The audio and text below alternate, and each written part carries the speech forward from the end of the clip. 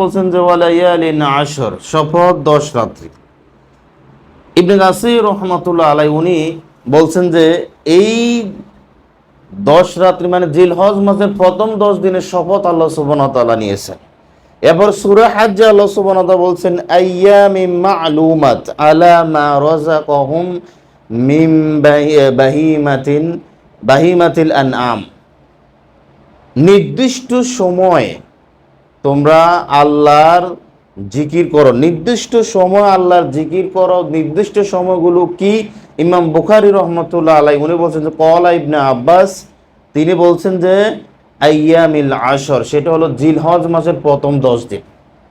এই আইয়ামিম মা'লুমাত মানে জিলহজ মাসের প্রথম 10 দিনের কথা আল্লাহ সুবহানাহু ওয়া তাআলা বলছেন যে নির্দিষ্ট সময় তোমরা আল্লাহর জিকির আজকার করো।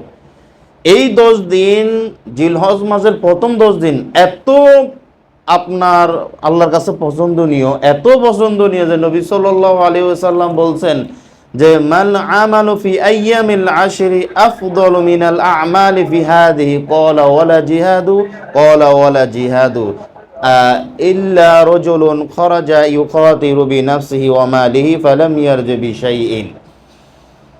এই 10 দিনের আমল আল্লাহ সবচেয়ে ভালোবাসে, সবচেয়ে প্রিয় আমল আল্লাহর কাছে হলো এই 10 দিনের মাসের এই 10 দিনের আমল আল্লাহর কাছে সবচেয়ে প্রিয়। সাহাবায়ে কেরাম রাদিয়াল্লাহু আজমাইন তারা বলছেন ইয়া রাসূলুল্লাহ সাল্লাল্লাহু আলাইহি সাল্লাম, এটা কি জিহাদের চেয়ে বেশি? হ্যাঁ, জিহাদের চেয়ে আল্লাহর কাছে বেশি উত্তম। তবে তার কথা ভিন্ন, যে জিহাদে গিয়ে তার জান মাল উভয়টাই ফিরে আসে নাই, তার কথা ভিন্ন। এই জিলহজ মাসের প্রথম 10 দিন হলো পৃথিবীর শ্রেষ্ঠ দিন, সবচেয়ে উত্তম দিন। জাবের রাদিয়াল্লাহু আনহু তিনি বলেন, সহিহুল জামি হাদিসটা এসেছে, নবী সাল্লাল্লাহু আলাইহি সাল্লাম বলছেন আফদালু আইয়ামিদ দুনিয়া আইয়ামিল আশরি, পৃথিবীতে সবচেয়ে সর্বোত্তম দিন হলো জিলহজ মাসের প্রথম 10 দিন। এই 10 দিন হলো সর্বোত্তম দিন। অতএব সম্মানিত দিনী ভাইয়েরা যারা এখানে এসেছেন বা অনলাইনে যারা শুনবেন, আপনাদের কাছে আহ্বান, এই জিলহজ মাসের প্রথম 10 দিনের আমল নিজে করেন এবং পরিবার বন্ধুবান্ধব যারা রয়েছেন তাদের কাছে মেসেজ পৌঁছে দেন।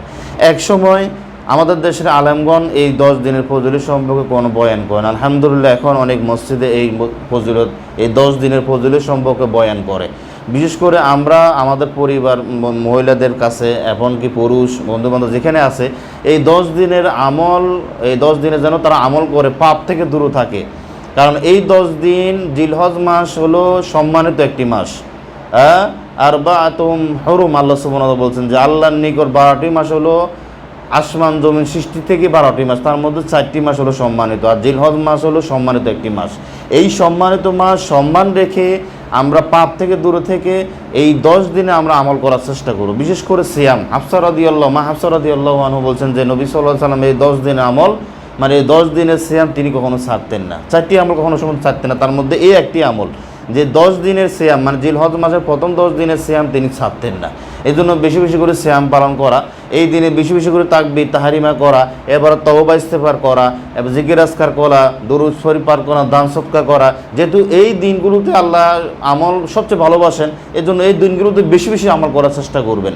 আপনার তাকবীরগুলো বিশেষ করে আল্লাহু আকবার, আল্লাহু আকবার, আল্লাহু আকবার, লা ইলাহা ইল্লাল্লাহ, আল্লাহু আকবার, আল্লাহু আকবার, ওয়া লিল্লাহিল হামদ, এই তাকবীরগুলো আপনারা জোরে জোরে পাঠ করবেন যাতে করে অন্যরা শুনে এই তাকবীরগুলো পড়তে পারে।